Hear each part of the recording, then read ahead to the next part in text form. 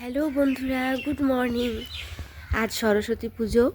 আর দেখো সরস্বতী পুজোর সকালের ওয়েদারটা এখন ঘড়িতে বাজে প্রায় 6:15 মতো। এত কুয়াশা চারিদিকে।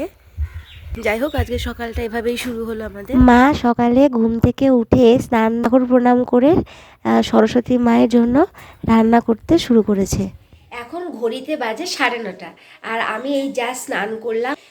মা সকালবেলা উঠে রান্নাবাড়ি অলরেডি স্টার্ট করে দিয়েছে, কিন্তু আমি রান্নাবাড়ি সেরকম পারি না। তো যাই হোক, যেটুকু পারবো সেটুকু হেল্প করবো। মা অনেকটাই করে ফেলেছে। তো এখন যাই, গিয়ে দেখি মা কী করছে। ও হ্যাঁ, তার আগে কাল রাতে ডেকোরেশনের কিছু ক্লিপ আমি রেখেছিলাম তুলে তোমাদের জন্য, তো সেগুলো এখন দেখে নাও।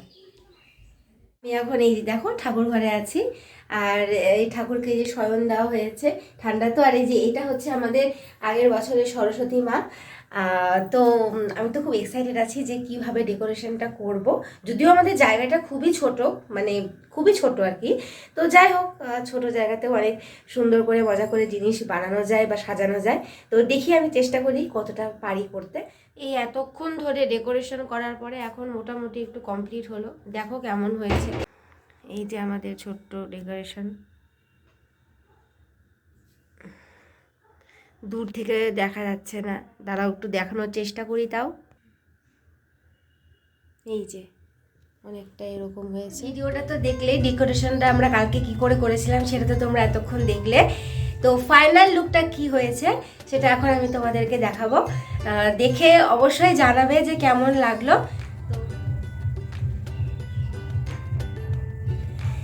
এই হচ্ছে আমাদের ছোট্ট ডেকোরেশন আর আমাদের মা সরস্বতী। কেমন হয়েছে সবাই জানিও। প্রচণ্ড পরিশ্রম, ভোরবেলা উঠে থেকে একের পর এক রান্নাবাড়ি করে চলছে। কিচ্ছু পারি না, কিচ্ছু করি না, করতে চাই কিন্তু পারি না। আমি অত এক্সপার্ট না। সবচেয়ে বড় কথা কি জানো তো, যদি আমি করতে যাই তাহলে মার সেটা পছন্দ হয় না। আর আমার তো মানে স্পিড নেই বলতে গেলে, আর মা তো খুব তাড়াতাড়ি কাজ করে নেয়। তাই আমার ওই ধীরে ধীরে কাজ মা একদমই সহ্য করতে পারে না। আর এখানে দেখতেই পাচ্ছ ভোগ নিবেদন করা হয়েছে। আর ভোগ হিসাবে আমরা খিচুড়ি, 5 রকম ভাজা, সবজি 2 রকমের, আর তার সাথে লুচি, সুজি, পায়েস, চাটনি, বিভিন্ন রকম ফলমূল এগুলো দিয়েছি। আর এই যে দেখতে পাচ্ছ ছোট ছোট বাচ্চাগুলো চলে এসছে অঞ্জলি দেবে বলে।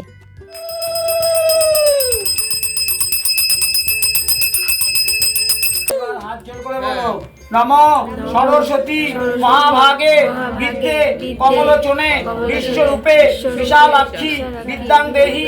এইভাবে আমাদের পুজো শেষ হয়ে গেল। আর তারপরে আমরা সবাই ঠাকুর প্রণাম করলাম আর ভোগ বিতরণ করা হলো সবার মধ্যে। আজকের ভিডিওটা তাহলে এই অবধি থাকলো। সবাই ভালো থেকো, সুস্থ থেকো, টাটা।